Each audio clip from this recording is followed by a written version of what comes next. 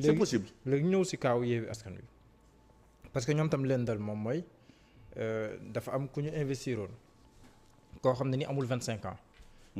loolu mu nekk si code électoral si anam yi mu xam ne ni prévoir na ko si ñu mën a remplacer ay ñu samp si la bokkoon mu ngi woon champ boobu parce que inéligibilité mu dugg foofu. ñu war koo remplacer mais ñu remplacer koo xam ne ni investiroon nañ ko ba pare. sur les suppléants. voilà loolu noonu moom moo jur coow. ba sax ministère de l'intérieur dàq seen liste titulaire yi au niveau national. conserver les suppléants conseil constitutionnel confirmer loolu. foofu tamit ndax juridiquement loolu mën a nangu la. bon là également il faut que tamit sénégalais yi xam ce qui se passe juridiquement laa wax de.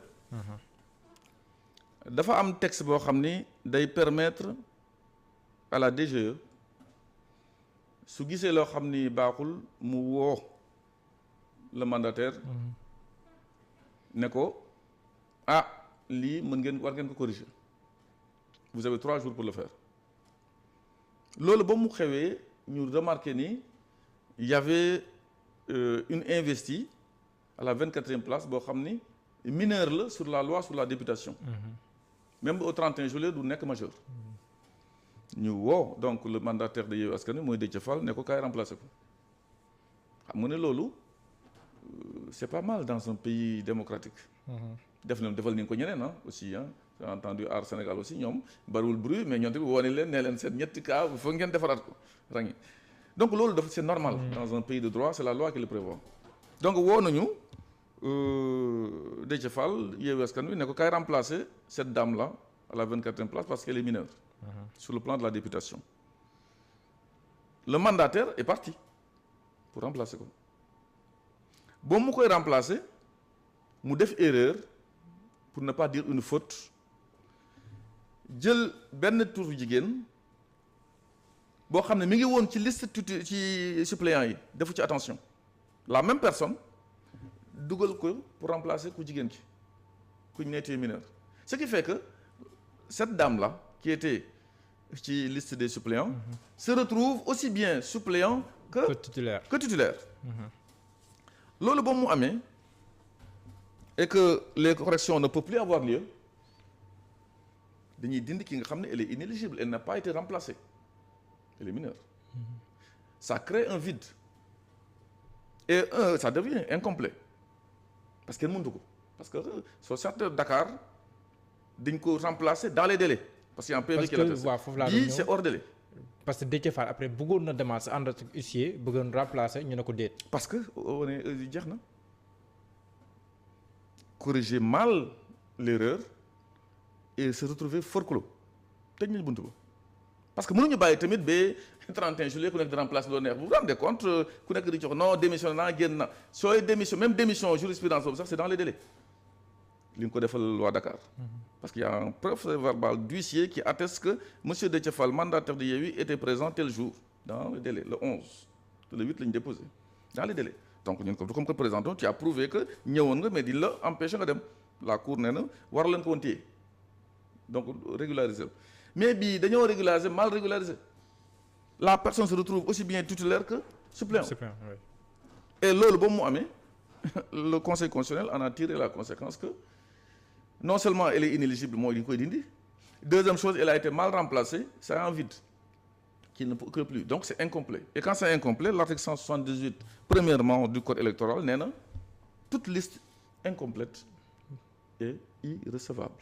am na ñu jàpp ne candidature ba rek lañ war a rejeter et non la liste dans son entièreté. Alors si tu rejettes la candidature la liste devient incomplète. Il faut quand même que le raisonnement entre inéligibilité et irrecevabilité. bu ñu la nee 30 la ñu war a doon ñu ñëw bi numéro 9 dindi ko. te war nga nekk 30 mais vous restez à 29. et comme c'est pas complet loolu la ñu bind une liste incomplète et irrecevable donc c'est l'inéligibilité mal corrigée qui a conduit à l'irrecevabilité de la liste kooku c'est du droit pur et c'est simple comme ñoom sax je pense que contesté wuñ ko. ñoom kay. je pense que leneen lu ñuy wax actuellement au Sénégalais. mais lii li ñu ko war a wax ne ñun ñoo def d'ailleurs lii ba mu xewee ce point bi nga jël nii gis nga ku mel ne Ousmane Sonko def. benn message. waxul erreur de. nous avons encore commis une faute. Oui. d'inattention qui risque de remettre à plat. L'aveu c'est la grand-mère des preuves. c'est monumental te loolu yëpp waxuma juriste de.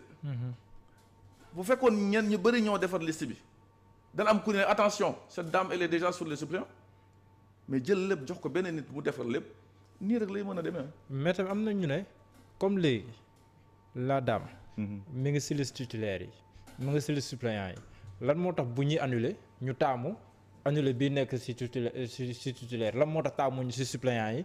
parce que suppléant yi boobu mi ngi fa woon régulièrement il était là-bas régulièrement bu ñu ko bëggee yóbbu irrégulièrement bu deuxième bi la ñuy dindi bu irrégulier bi la ñuy dindi en droit intérieur elle est déjà sur la liste des suppléants depuis le 8 amul benn problème d'irrégularité là-bas mais en étant sur la liste bu ñu ko jëlee moom defaat ko sur la liste dëgg dañu naan bii ngeen defar baaxul day mel na nga jël une mauvaise pièce branché ko ci moteur mais di nga koy dindi ne ko c'est pas la bonne pièce et quand on enlève la bonne pièce le véhicule ne marche pas. d'accord mais am na tam beneen équation bu tegu. gannaaw lii yëpp wax nga ne waaw ba léegi ni man dégguma même bu nekk Déthié Fall def na benn déclaration conseil constitutionnel mais gisuma une contestation ba tey rigoureuse amaana dañuy xaar seen manifestation le 8 bi mais ki nga xam te ni moom mooy tête de liste ba moom Ousmane Sonko moom il est tête de liste nationale. donc foofu noonu ñu bari duñu xaajale ndax suppléant la wala titulaire dañuy jàpp ne tête de liste nationale la moom tamit ban taxawaay la yoon dans ces conditions là prévoir pour moom. gis nga côté boobu aussi la jurisprudence s'était prononcée sur ça parce que quand même j'ai passé en revue nu mu tudd encore la décision de Fandène. parce que Fandène boobu ñu attaqué ànd defar Thiès en 2014 dañu ne photo nekku ci suñu identité et on n'a pas imprimé même nos listes en tant que suppléant malgré ça ils ont eu 7. je pense qu'ils sont basés sur les articles 173 du code électoral. jurisprudence boobu nous sommes en 2014. le conseil constitutionnel revient dans la décision numéro 13 bi nga xam ne Benno Bokk Yaakaar moo ko dugal. loolu moo tax balaa may wax j'ai voulu avoir toutes les décisions. dans la décision du conseil constitutionnel bi mujj bi en date du 2 juin mooy bu mujj bi lan lañ ci bind. considérant numéro 13 et là dégg naa effectivement quelques juristes qui ont interpellé comme mon ami Ngouda Mboup. oui professeur Ngouda Mboup bind na si fa. considérant que l'absence de photographie ne saurait à elle seule parce que quand on pose cette question-là c'est parce que le conseil constitutionnel n'a pas expliqué et quand on dit expliquez-nous c'est ça j'ai vu il faudra qu'on nous explique. mais l'explication est dans le considérant.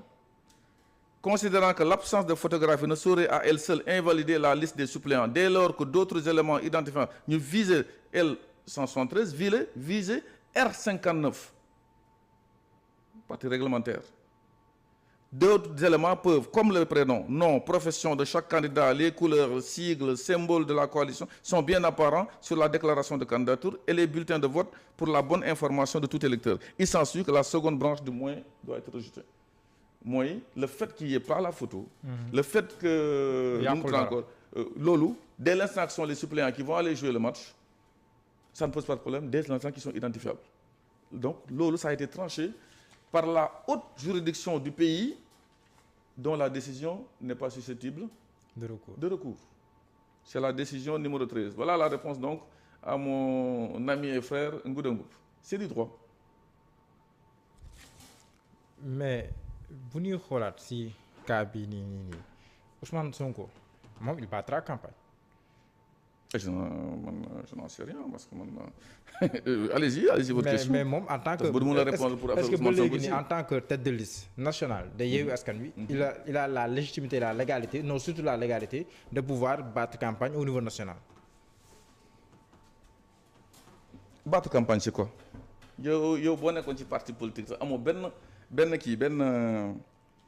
poste ci biir coalition bi nga nekk wala parti bu nga nekk mais sa coalition wala sa parti candidat la par exemple aux élections présidentielles du dëgg qu'est-ce qui peut t'empêcher de battre campagne dafa am texte buy interdire nit mu def campagne.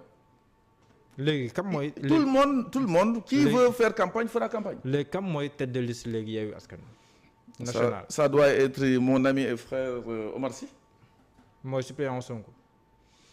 moo nekk ci kaw tête de liste des suppléants c'est Omar Sy.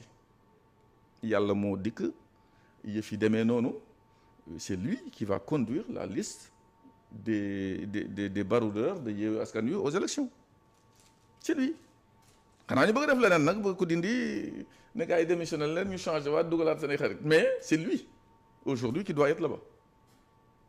mais nan ngay jàpp ne que au fond lii benn objectif rek la woon mooy empêcher Ousmane Sonko d'être député am immunité parlementaire. du ma dugg ci débat boobu parce que je ne suis pas là pour parler de Ousmane Sonko je suis là pour parler de droit.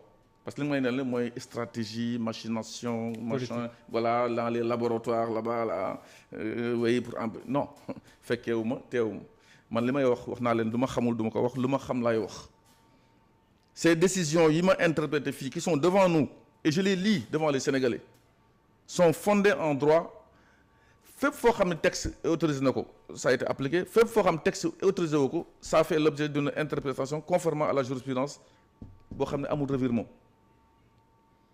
mu jëm ci Benno lu tax mu rëcc je vous ai expliqué c'est des erreurs de procédure yoon yi gars yi jaar moo baax yoon yu jaar baaxul ñu ni bon ñaari liste ndax mën na dindi benn bi bàyyi beneen bi suppléant wala titulaire la jurisprudence est claire elle n'est pas encore changée ñu ñëw ñu ni attention nu mu tudd encore est-ce que mën nañu changer une personne d'émission dans les délais oui hors délai non ñu ñëwati encore ñu ni bon écoutez est-ce que paritaire yi bu fekkee suppléant yi pareil quand c'est pas paritaire c'est nul Benno Bokk Yaakaar en a fait les frais mais le débat est ailleurs aussi et je pense que yooyu yëpp fu mu nekk mi ngi ci également aussi au niveau de xam nga suñu s'il n'avait pas mal saisi on serait parti vers histoire de Gakou naan les parrainages de trop débat am ci ce débat gênant pour le Conseil constitutionnel xam naa li may wax parce que bon si vous prenez nu mu tudd encore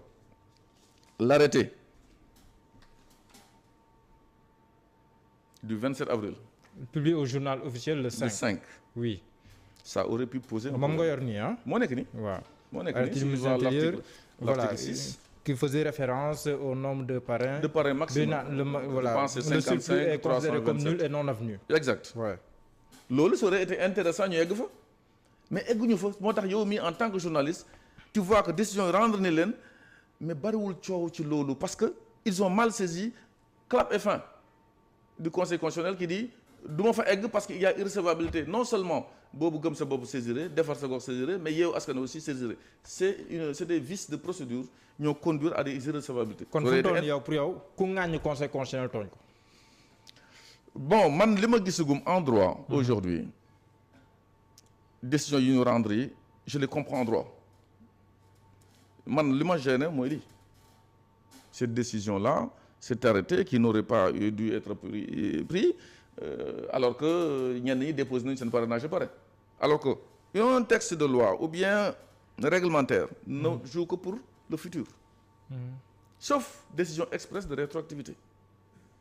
Alors, ce qui fait qu'une décision de 5, li nga ko publié 24 heures lay am effet ça ne jouait qu'à partir du 6. Alors ñi déposer le 4 nag yooyu yëpp c'est des questions yoo xam ni hélas peut-être qu'un jour ce sera traité mais si ça n'a pas été traité c'est la faute des personnes qui ont saisi le Conseil constitutionnel de façon maladroite en droit.